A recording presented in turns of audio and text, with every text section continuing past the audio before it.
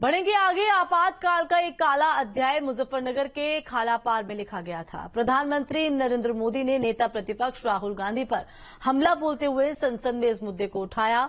48 साल पहले नसबंदी का विरोध कर रहे लोगों पर पुलिस ने सीधी फायरिंग कर दी थी, जिसमें मुजफ्फरनगर के मोहल्ला खालापार और आसपास के क्षेत्र के 42 लोगों की मौत हो गई थी।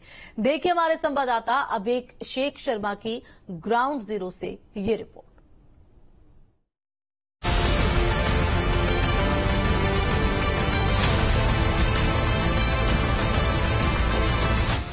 देश को हिलाकर रख देने वाला शहर का सबसे चर्चित 48 साल पुराना नसबंदी कांड राज्यसभा में गूंजा। प्रधानमंत्री नरेंद्र मोदी ने आपातकाल का जिक्र करते हुए विपक्ष के नेता राहुल गांधी पर निशाना साधा। प्रधानमंत्री ने कहा कि अल्पसंख्यकों के हितों का दावा करने वाले याद करें कि मुजफ्फरनगर में अल्पसंख्यकों के साथ क्या हुआ था।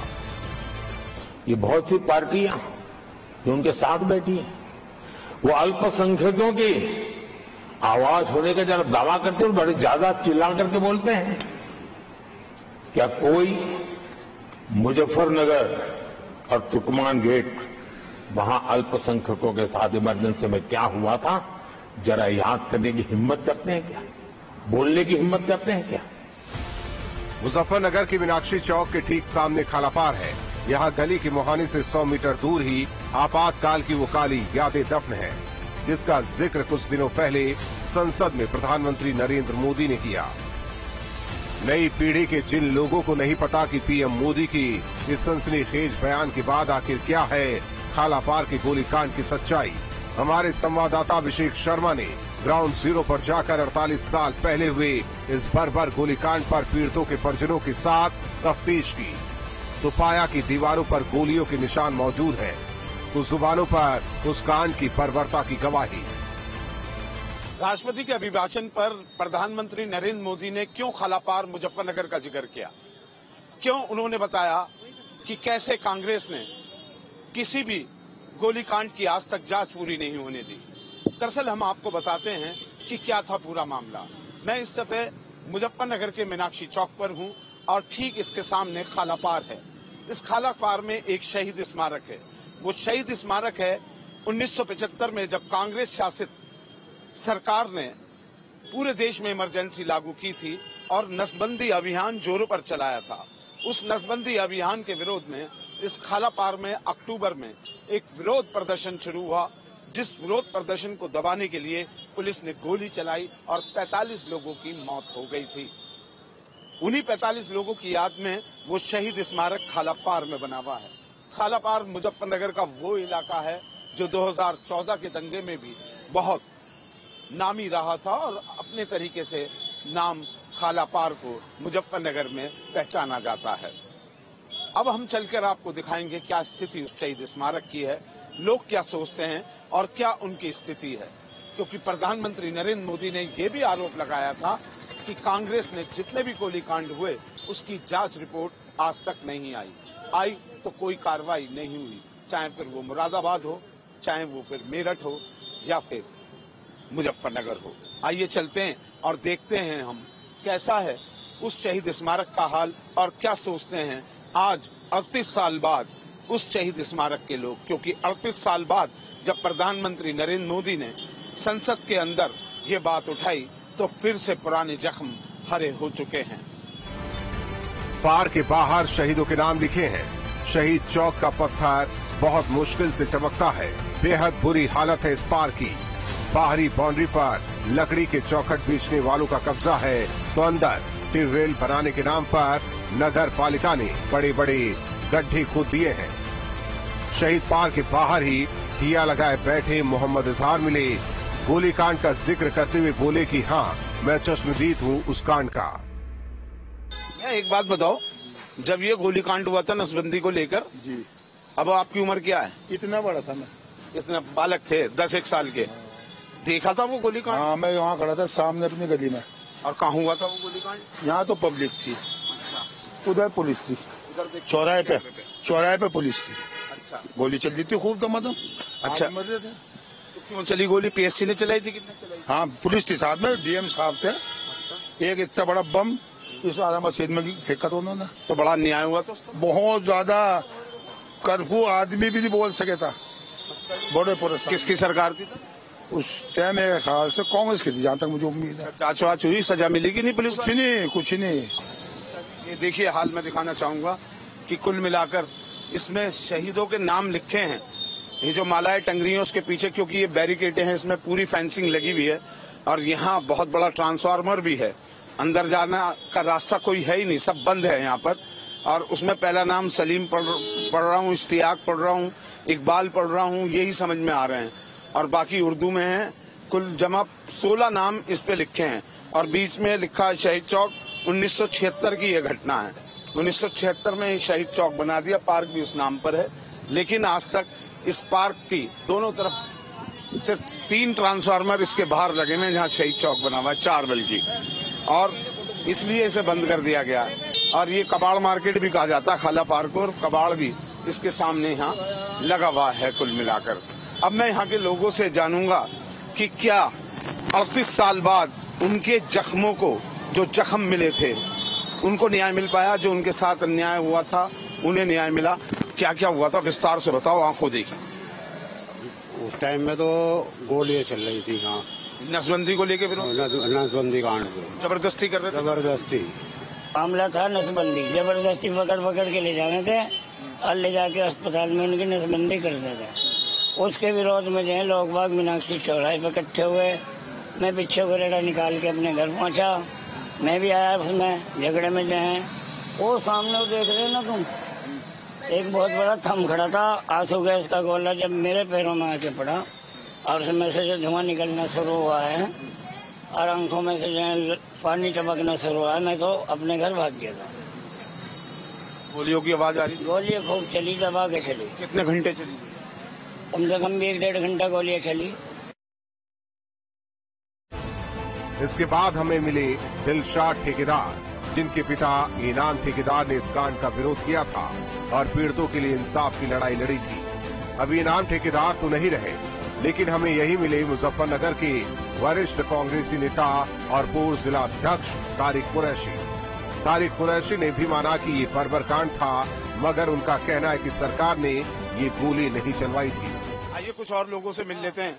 ये पहलवान साहब यहाँ के बड़े लोकप्रिय आदमी हैं, क्या नाम लिखते हैं? दिलशाद पहलवान। दिलशाद पहलवान है और ये अंदर ले जा रहे हैं हमें जहाँ पीड़ित थे सब लोग। ये बड़े मियाँ हैं। सन 1976 में ये गोली कांड हुआ था। तब मैं स्टूडेंट था, पढ़ के निकल रहा था और इतना प्रौढ़ था कि उसको अच्छी भली भांति समझ सकूं। ये गोली कांड जो था विशिष्ट रूप से यहाँ जो ब्रजेंद्र यादव डीएम थे उस वक्त तत्कालीन, नाम था ब्रजेंद्र यादव, जहाँ तक मुझे नाम आ रहा है, ब्रजेंद्र दादा के नाम से मशहूर थे।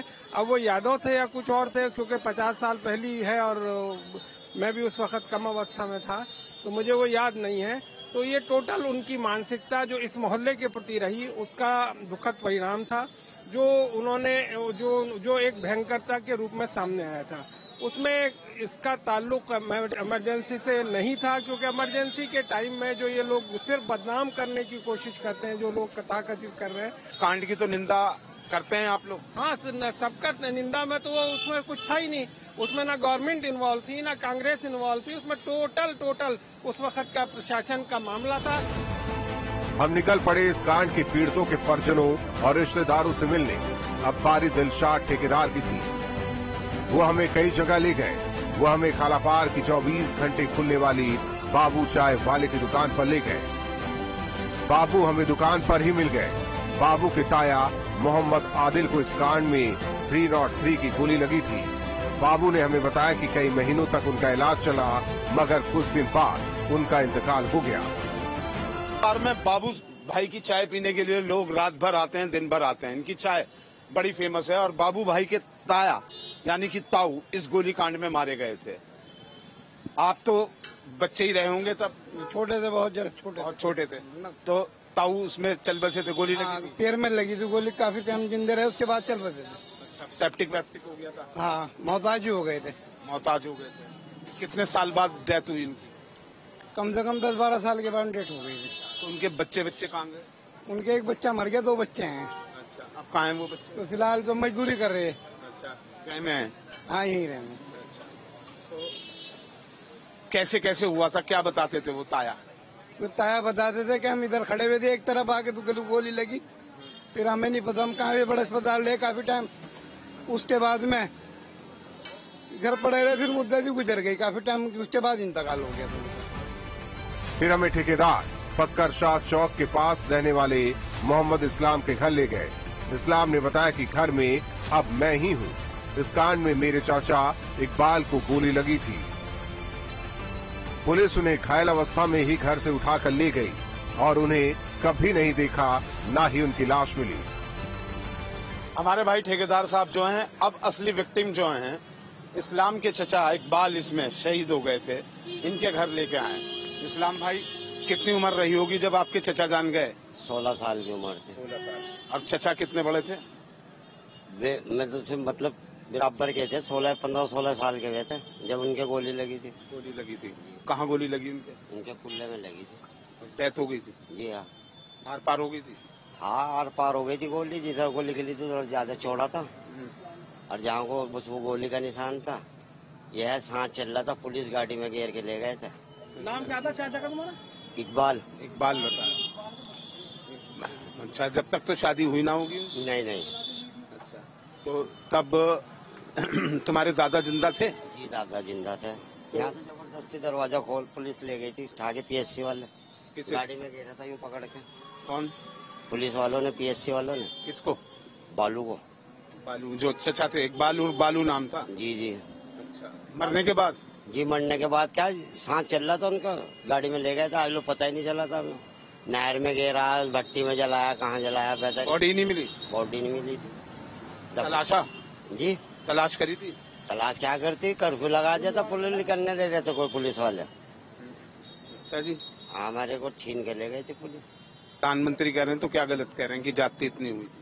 हाँ, सही। उनका तो एहसान है कि भाई साहब, अगर उन्होंने वो बात हमारी इतने 49 साल के बाद अगर उन्होंने बात उठाई, उनका एहसान है हमारे पे। ये तो बात भूल बैठे थे। असली महिला तो सन 76 को बुलाने वाला ये है। सन 76 के बारे में मैं कह रहा, मेरे वालिद खुद जितने भी थे सब वे लड़े यहाँ पे। उन्होंने ये शुरू भी यहीं से हुआ और खत्म भी यहीं से हुआ। तो लोगों ने ये उन्होंने अगर ये बात उठाई, उनका एहसान है हमारे पास, उनका एहसान भूला नहीं जाएगा। मैं इस समय खाला पार के बिल्कुल सामने पीर जादगान में हूँ। पीर जादगान जहाँ ये पार्क है, इसकी बाउंड्री तो खाला पार से शुरू होती है, लेकिन इसकी एंडिंग पीर जादगान में होती है। ये वो गलियां हैं जो सन 76 की उस गोलियों की तड़तड़ाहट की गवाह हैं। आज वो निशान तो यहाँ पे नहीं मिलेंगे, लेकिन जितने पुराने लोग हैं, जैसे भाई ने हमें बताया शुरू में कि ये 10 साल के बच्चे थे जब वो गोली कांड अपनी आंखों से देखा। ये वो गलियां हैं जिनमें अब नई पीढ़ी के ये नौजवान अब नौजवान हो चुके हैं, लेकिन जब ये नौजवान थे उस पीढ़ी में, तब इन्होंने वो गोली कांड देखा था। लेकिन जब संसद में प्रधानमंत्री नरेंद्र मोदी ने इस कांड की याद दिलाई तो फिर से वो यादें ताजा हो गई। हमने यहाँ लोगों से जाना, पूछा और ये जानने की कोशिश की कि क्या हुआ था तब, तो यही निकलकर सामने आया है कि बर्बरता की सारी सीमाएं उस समय यहाँ लागी गई थी। जो निर्दोष लोग यहाँ मारे गए थे, क्योंकि किसी भी योजना का विरोध करना एक संविधान के तहत मौलिक अधिकार है। किसी भी सरकारी फरमान का विरोध करना, संविधान, भारतीय संविधान इन नागरिकों को वो सहूलियतें देता है कि अगर इन्हें पसंद नहीं कि ये कानून इनके हक में नहीं, तो उसका ये विरोध कर सकें। और शायद नसबंदी का विरोध 1976 में जो इनके बुजुर्गों ने किया, वो ही संविधान में प्रदत्त शक्तियां थी जो आम इंसान को, हिंदुस्तान की आवाम को, वो हमारा संविधान प्राप्त कराता है। लेकिन जो गोलीबारी हुई उसकी कड़वी यादें यहाँ के बड़े बुजुर्गों के जहन में, इनके बाप दादाओं ने वो कांड अपनी आंखों से देखा है। और अब यहाँ जो ये पत्थर और इस पार्क की दुर्दशा है, शायद हो सके हमारी इस रिपोर्ट के बाद नगर पालिका मुजफ्फरनगर की भी आंखें खुलें और इस पार्क का सौंदर्यकरण हो जाए। कुल मिलाकर ये सिलसिला यूं ही चलता रहेगा, ये सड़कें यूं ही दौड़ती रहेंगी, समय यूं ही बीतता रहेगा, सदियां हो जाएंगी, सैकड़ों वर्ष हो जाएंगे, लेकिन ये कांड की जब बरसी आएगी तो इन जैसे बड़े बुजुर्गों को इस कांड का याद रह रह कर आएगा। कुल मिलाकर खालापार की इन गलियों से, नसबंदी के विरोध में हुए इस गोलीकांड से और शहीद पार्क की इस दुर्दशा के साथ वीडियो जर्नलिस्ट नवीन पाल के साथ अभिषेक शर्मा, खालापार, मुजफ्फरनगर।